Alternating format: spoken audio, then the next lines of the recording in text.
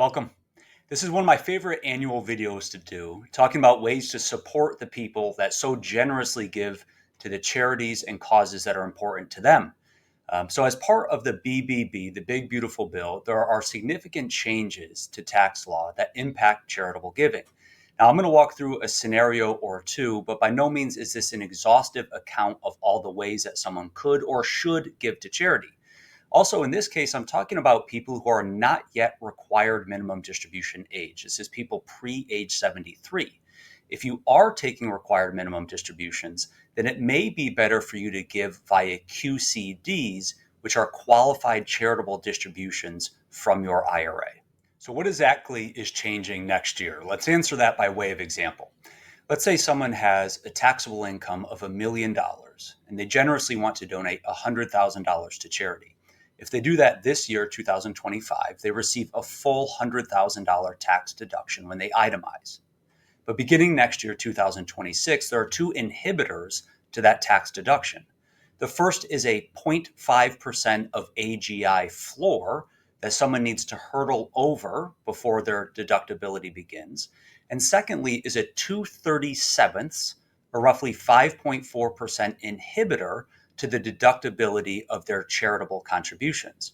This means that in 2025, if someone gives that $100,000, they receive a full $100,000 itemized deduction.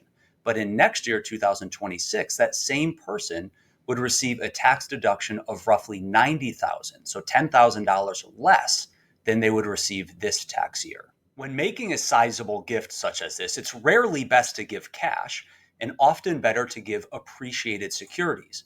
By appreciated securities, I mean investments held outside of an IRA that have increased in value.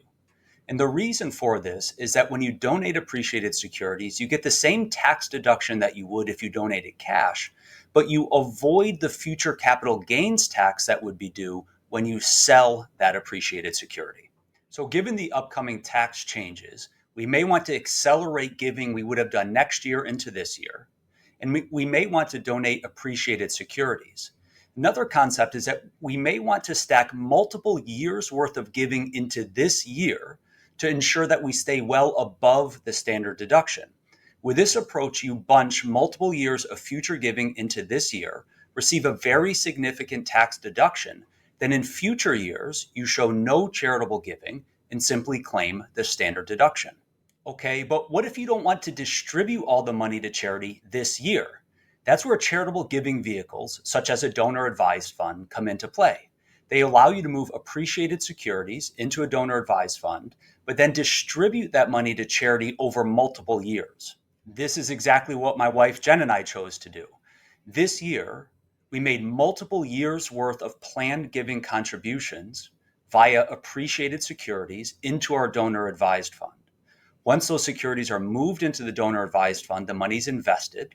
Then we schedule our giving from the donor advised fund to the charities of our choice over multiple years.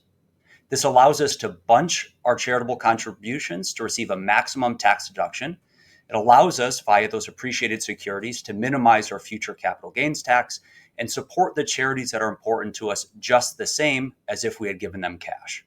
Now, again, this is just one approach of many, and you should talk with your XML advisor and your CPA about your specific situation. Thanks for watching. Enjoy today.